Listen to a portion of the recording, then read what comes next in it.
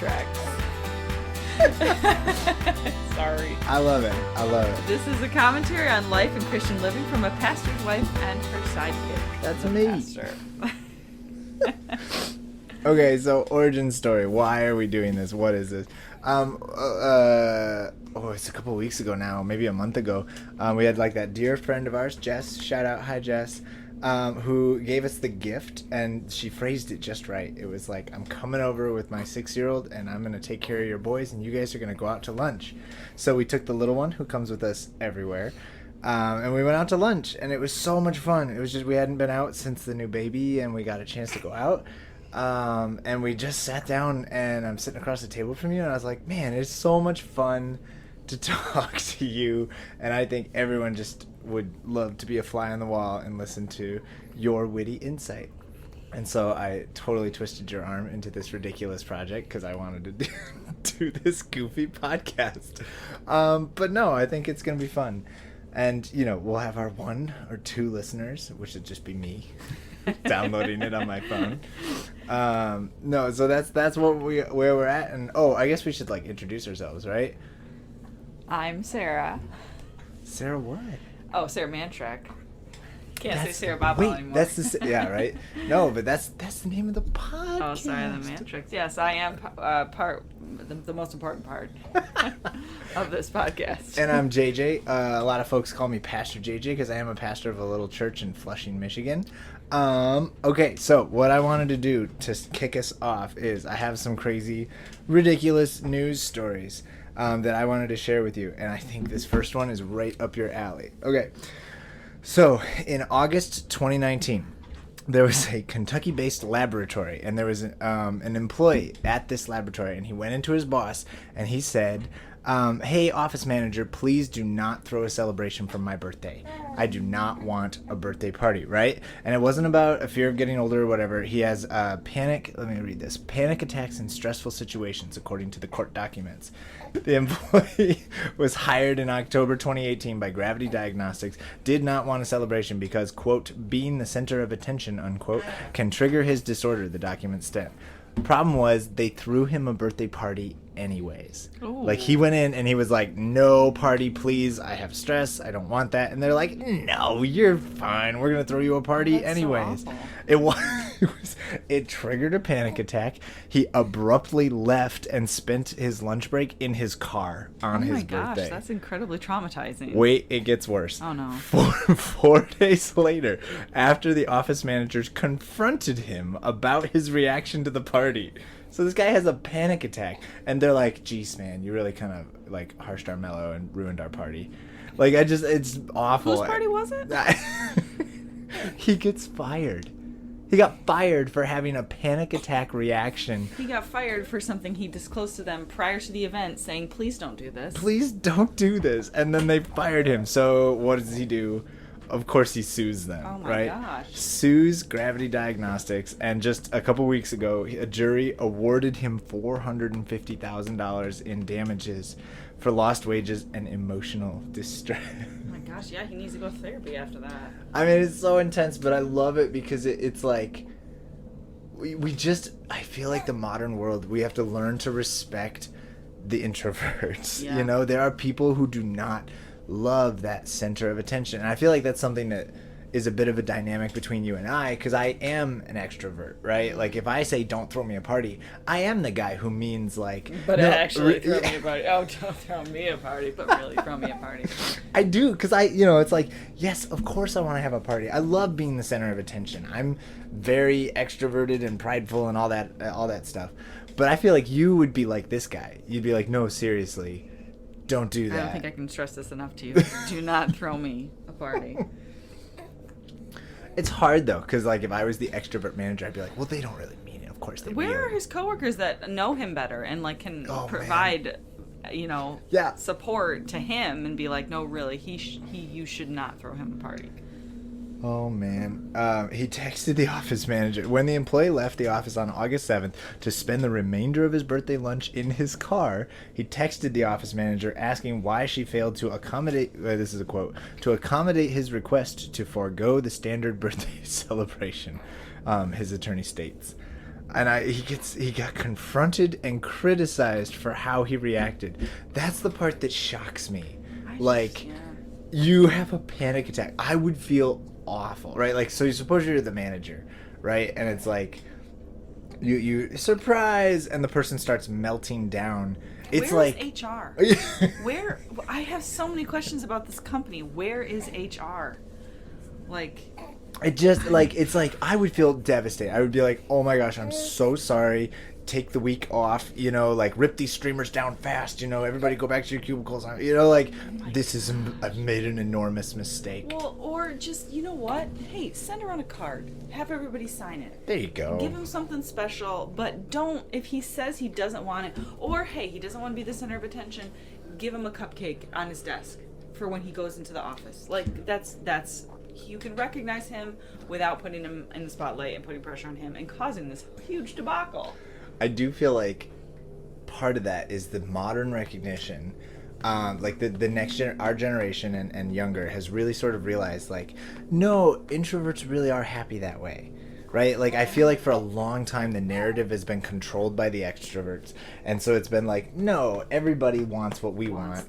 And anyone who disagrees, well, they're just having a bad day or something. It's like, no, some people thrive on being left alone, right? They don't like being, I mean, we've had this at the church, right? Where we've got some amazing workers or staff at the church who love doing the work of God, but when they want to retire, we're like, we want to throw you a party. And they're like, whoa, I'm a behind the scenes person. And a little bit, like, as the pastor, I was like, no, you want us to throw you a party. Come on, we got to throw. And they're like, no, seriously, give me a basket so people can give me a card. That's like you were saying, that's exactly what people ask for, because I don't know, the spotlight is not always the best way to say thank you to someone, right? Honestly, respecting someone in the way that they request is the best way to honor them. What a novel Sometimes idea. Listening is amazing. All right, I'll get that HR rep on the phone, and you can explain it to him. All right, so that was the first story. The second story I got for you today is about the world's littlest skyscraper. Okay, so this is actually a really old story. This comes from 1919, but it was recently celebrated. I guess they opened up a new skyscraper in New York, and it's like the world's skinniest skyscraper. Oh. I don't know, why not? Yeah. It adds to the skyline. Yeah, it doesn't sound like a good idea. I don't want to be that skyscraper. In my building experience with our toddlers, right, skinny doesn't usually work out very well in the towers that we build. Yeah. But of course, I bet they don't have 4-year-olds running around knocking over their work. That's also true. But the world's littlest skyscraper. All right, now the story here is that there was it's a con man who tricked a city council into signing a contract for a skyscraper that wasn't actually that big. Okay. And the distinction centered. All right, so let me read this for you. I'm getting this one off of Wikipedia because that's where all the best information comes from. It's called the Newby McMahon Building, commonly known as the world's littlest skyscraper, located at 701 LaSalle Street in Wichita Falls, Texas. Neoclassical style red brick and cast stone structure. It stands a whopping 40 feet tall. That's not a skyscraper. I know what you might be thinking to yourself. That's not a skyscraper. So a con man, they call him a confidence man. A con man went to the city council. He came to them with a proposal. Hang on, let me find this guy's name. He comes to them with the proposal. J.D. McMahon, oil rig construction firm. Let me just read it for you. The oil rig construction firm of J.D. McMahon, a petroleum landman and structural engineer from Philadelphia, was one of the 7 tenants whose office was based in the original Newby building. It was built in 1906 by...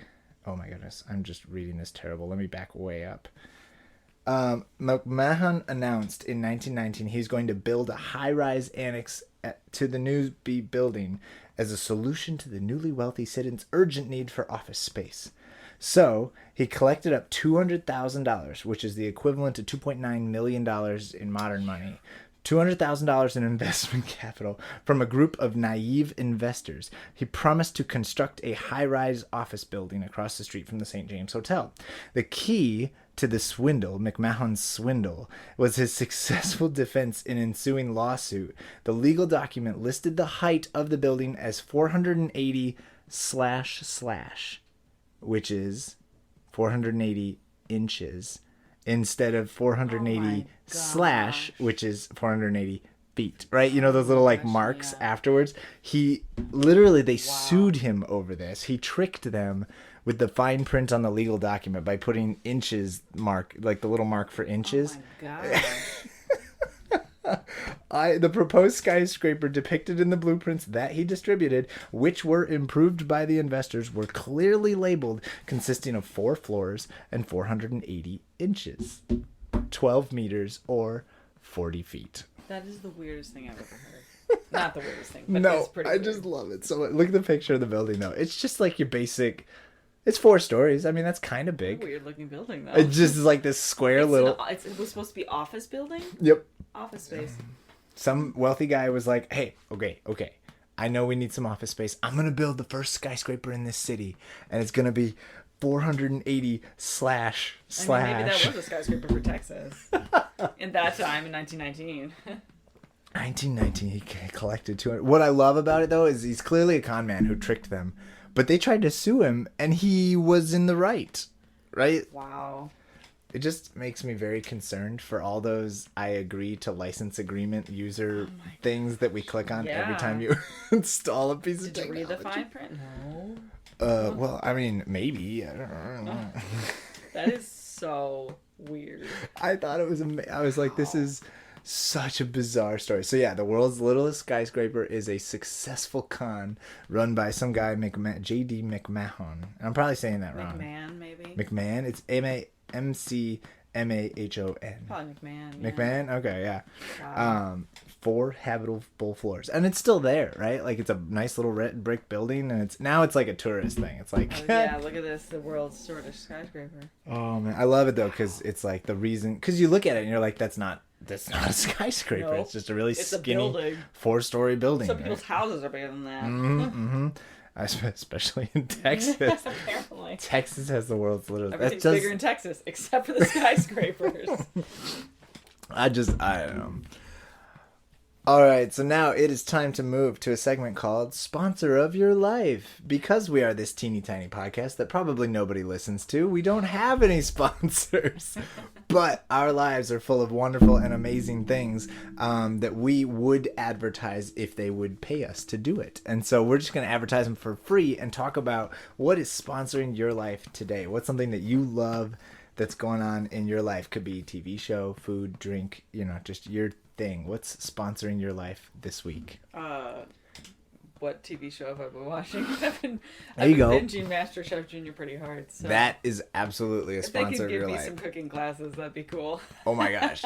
It's gotten so bad. Really, it's gotten so bad that our children have been judging the food that I make every night for dinner. They said something was too salty, or I served them pudding tonight and they thought it was sponge cake. So you really need to brighten up this dish, I know. Mom. I did. I made that soup the other day and I felt like it didn't have that brightness. It was kind of one note, so I had to add the cilantro and lime just to give it a little bit of edginess because it felt a little bland. But yeah, I've been watching too much MasterChef Junior, so which is great because soup is not, like, when I think of Brighton, I guess technically it makes sense and it is like a real thing. But it just, when I think the word Brighton, I'm like, are we changing the shade of the markers that we're using? I colored the soup with markers. It was very tasty. No, that soup was good though. That was, yes. MasterChef Junior is definitely a sponsor of life this week. Absolutely. For no good reason. I love it. I'm trying to think of something. What's a sponsor of my life this week?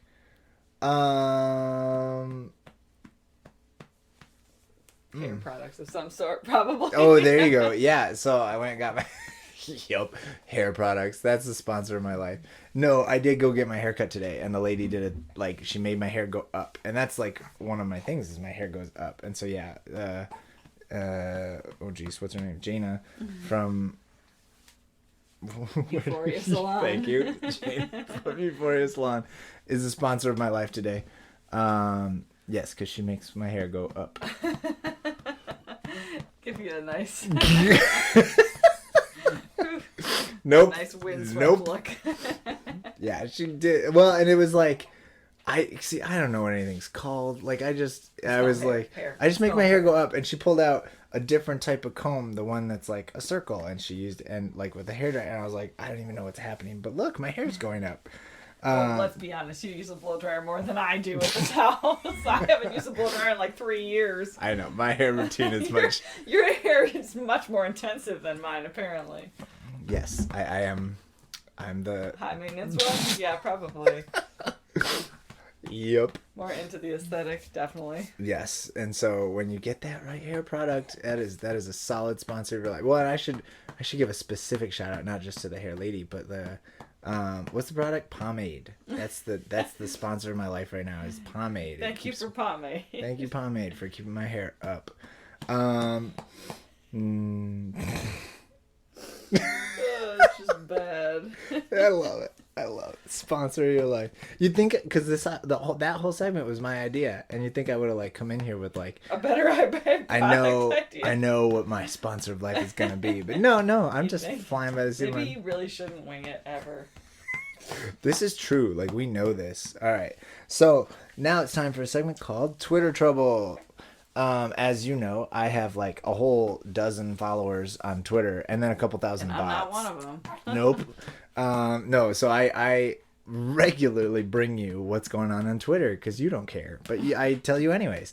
And so that's most of our life conversations. Hey, you don't care about this, but this whole podcast is really just I want to tell you stories and gauge your reactions, and I find them so delightful that I thought everyone needed to.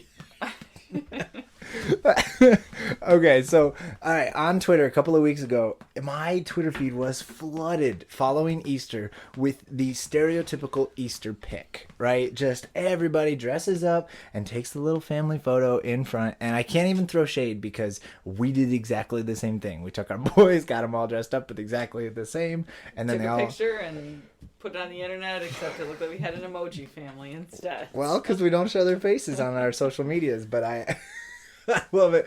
And if you can see their faces, they're all like squinting. None of them are smiling. We looked great, but the kids did not. That's, yeah. I spent all that time on the hair, you know. It's the one time I get dressed nice, and I had to have photographic evidence that I actually do my hair. Yeah, well, and so it was so common. And so I posted what's it called? Like a survey. I posted a survey out on Twitter, and I told people, I was like, all right, the classic Easter photo, especially because I've noticed that especially some of the bigger churches, they put out like a backdrop, right? And I was like, okay, is this cringy megachurch gimmick, or is this clever, cute, fun family thing? And I was surprised at the results. So we got 234 results. Now, what would you think? Is this a gimmick, or is this something clever? I think it's a gimmick. Yeah. I think that they saw people already taking pictures like this, and they thought they capitalized on it by getting their church name in there for a little bit more publicity and press. There you go. It's very clear that's what they're doing. So, yeah, and what I was surprised by is that the votes were split right down the middle. Really? It was like, you always have a third option to like see results, but if you subtract that one out, it was 38% thought it was a gimmick. Of the 273 votes, 38 said it was a gimmick, and 38 said it was clever. What? I know, and then the other people were just looking at the results. But like, I want to know what everyone else is saying so that I can shamefully feel better about the fact that we took the picture. The fact that I think that they're actually really cool. No, and so actually in the comments, I did appreciate, some people pointed out the mega churches that force you to use their hashtag, like hashtag our church or whatever, or hashtag, Easter Sunday at Resurrection Church or whatever it is, like those are gimmicky. Everybody felt like if you force them to use a frame that has your church's name on it or something, but if you put up like a neutral frame that's just like a wooden backdrop or a nice little border or something, that's totally different. If it's not pushing your church name, then it's not a gimmick. It's just a nice thing, recognizing that everybody loves. It's like a photo booth, but it feels a lot like prom. Yeah, yep, it's a photo booth. I think a smart church would have like a guy, like that annoying guy at the entrance to the zoo who's like, take a picture, and you feel super guilty walking. Get out together, smile. No, we all have cell phone things. We're literally carrying. We don't need that. Oh yeah. I don't need to pay you $30 for a picture that I already took 6 times on my cell I don't know how to say no, so I'm just gonna keep walking. I do. I feel so bad walking past that person at the entrance. I made the boys when we went to the zoo last time. Like we walked around because I was like, Yeah. I can't. Because they never say, "Would you like your picture taken?" Anymore. They always say, "Get together for a nice picture," or "Hey guys, you want to smile with the penguins?" It's like, no. They know better. Because if they ask, they know they're gonna get a no, so they just yeah. don't ask. That's yeah. Yep. Everybody smile nice. No, we're not all in the same party. So you but like you're here went by around yourself. the pavilion thing to get away from them? We did. We went around because I was like, I can't do this. I don't want to make eye contact with this lady who's so nice and friendly, and I just don't want to do the photo booth today. That's exactly. Is that how lady I running feel. with a wagon full of 4 children? Just running don't away. Stop her! No, it was really awkward though because I just didn't want to do it. But I think that I still think it's gimmicky. I like the idea of not having a label on it or something like the church name. Yeah, that is definitely forced. But I think if it's just a nice background or a nice frame, that's nice. But I still think like. I don't know. I don't want to take my picture like inside or something. I'd take a picture outside with my family, you know. Yeah, it was a gorgeous day this year. But yeah, I think they just start capitalizing then if it's on something they knew people are already going to do. So I feel like the idea of capitalizing, quote unquote, on anything just feels wrong for a church to be doing. Like, I'm going to capitalize on this. And it's like, I mean, really, it's just like we're you've seen that people want something, and so you're setting it up to help them out. But it's like, I'm capitalizing on it. I'm benefiting it. Yeah, and it's we're like, gonna put our church name on it, and we're gonna be like, don't forget to tag us in your Instagram and Facebook posts. That will boost our engagement on social media and make people love us more. Except your friends will be like, gosh, another one of those family pictures. I don't know what about this Resurrection Church, but I'm never going there. It's so funny because it's like, I throw a lot of shade and make fun of that stuff, but honestly, like I love those pictures and I love seeing people. It's nice to see people's family and everything, but I'm never gonna be like, wow, I really want to go to their church. Well, I mean, we have a church. Yeah, I like our church. The pastor's kind of weird though. You're not wrong. You're not wrong at all. Speaking of pastors, the pastor's kid, moving to a new segment called The God Moment, which is where we've seen God doing something awesome in the last week or so. And so mine does reach back a couple weeks. It's been Liam at Children's Time. Like, I just got to talk about that because I've been really enjoying it. So we brought Children's Time back, a couple weeks ago, right? I mean, maybe a month ago now, but... It's been about a month. Man, it's been awesome, though. Like, the kids, like, they just pile up there. We've had, like, one week... I remember Lisa texted me. She was like, I think there were 18 kids up there this time. And that's crazy numbers for a church our size. We were so excited about all those kids. And I'm just telling them stories and stuff. But Liam, Amos too. Amos, so our children's names are Liam and Amos, for those who don't know. And my boys, they'll rush up front. But because they know me, because I'm dad, they pile on me. They're like, I'll sit on dad's lap. I'll climb on dad's shoulders. You know, and it's like, guys, I'm trying to talk to the other kids. Amos is the one who's like, you want to wrestle? Like, let's play. And it's like, no, buddy, I'm in the middle of worship. It's just, I feel bad. I'm like pushing him away. Yeah, he's just finding his voice and very excited to engage with the content that you're presenting now. Well, Liam jumps up, and it was another Easter moment because we were talking about the resurrection on Easter Sunday at Children's Time, and it was like, and what did they find when they opened up the tomb? They went in there, and what was in there? And Liam just goes, the Easter Bunny! And I was like, no! Yeah, well, silly rabbit. Tricks are for kids. Easter's for Jesus. Easter is for Jesus. Get out of here, Easter Bunny.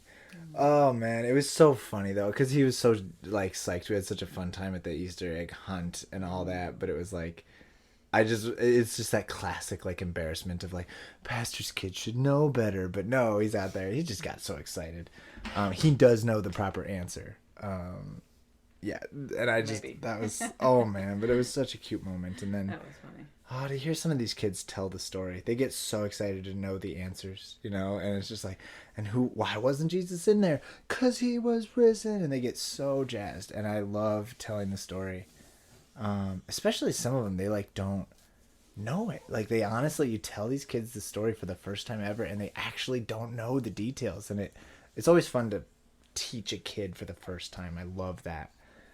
All right, so let's. You want to sign us off with your mom joke of the week? Oh, okay. Oh wait. Do you want me to prep it? All right. I'll introduce it. Okay. Because in our house, there's no dad jokes coming from dad, right? Like I grew up groaning and rolling my eyes at dad jokes. I've always thought they were kind of goofy. Me too. But you love I them. love them. Like you're so good at them, and They're so bad. They're good. And puns. All the puns and dad jokes come from mom in this house. And so we're going to end our podcast with a mom joke of the week every time. And you had a great one earlier today. Yeah, I was on my way to the grocery store this morning, and our insurance company had a sign out that said, "Insurance is like a parachute." And I really appreciated the idea behind it. But all that came to my mind was, yes, insurance is like a parachute. It comes with lots of strings attached. What? And there we go. You guys have a great week. We'll see you back next time. Bye.